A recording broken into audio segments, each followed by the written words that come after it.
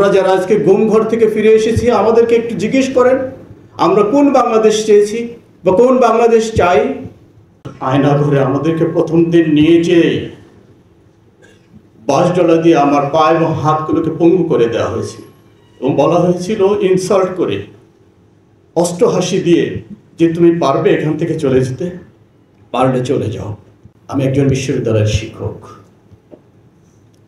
আমার কি অপরাধ যা আমাকে কোনো একটি আদর্শিক বা এই দেশের পক্ষে কথা বলার জন্য আমার নখগুলোকে তুলে ফেলা হয়েছিল।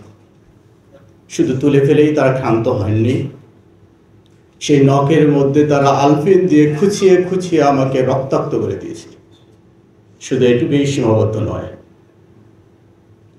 তারা আমার এক পর্যায়ে টর্চার করতে করতে তারা আমার প্লাস দিয়ে আমার যখন আর নখ তোলার আর কোনো সুযোগ নেই, সকল নখ তুলে ফেলেছে, তখন তারা আমার হাতের চামড়াগুলো প্লাস দিয়ে টেনে টেনে তুলে ফেলেছে।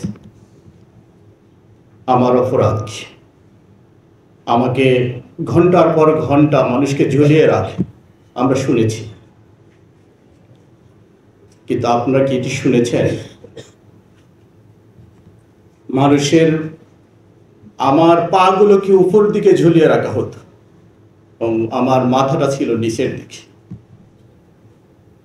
আমি এমন অনেক সময় কয়েক ঘন্টা যাওয়ার পরে এমন মনে হতো যে আমার এই মুখগুলোকে হাসড়িয়ে হাসড়িয়ে আমার রক্ত এবং পানিগুলোকে একটু কমিয়ে ফেলি, আমার শরীরটা একটু স্বস্তি পায়। আমরা ছোটকালে শুনেছি চোর ডাকাতদেরকে বাঁশডলা দেওয়া হয়, কিন্তু আয়না ঘরে আমাদেরকে প্রথম দিন নিয়ে যেয়ে বাঁশডলা দিয়ে আমার পা এবং হাতগুলোকে পঙ্গু করে দেওয়া হয়েছিল এবং বলা হয়েছিল ইনসাল্ট করে, অষ্টহাসি দিয়ে যে তুমি পারবে এখান থেকে চলে যেতে, পারলে চলে যাও।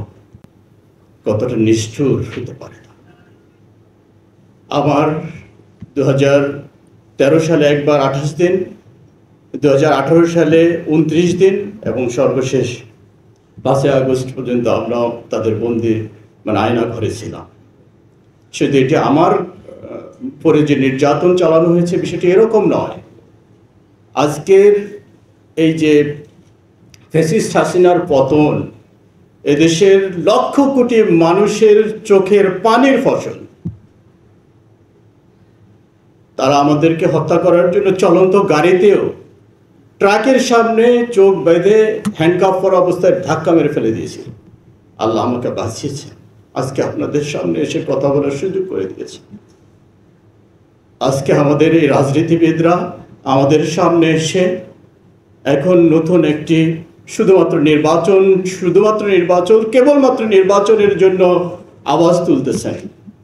কিন্তু আমরা যদি বাংলাদেশে নতুন বাংলাদেশ যে রক্তের বিনিময়ে পেয়েছি, সেই শহীদ আবু সাঈদ এবং মুগ্ধ এই যে 2000-এর মতো শহীদদেরকে যদি আমরা জানতে পারতাম তাদের রক্ত দেওয়ার কি কারণ, তারা কি সেই বাংলাদেশ ছিল শুধুমাত্র একটি নির্বাচনের জন্য এই বাংলাদেশ? আমরা যারা আজকে গুম ঘর থেকে ফিরে এসেছি আমাদেরকে একটু জিজ্ঞেস করেন আমরা কোন বাংলাদেশ চেয়েছি বা কোন বাংলাদেশ চাই।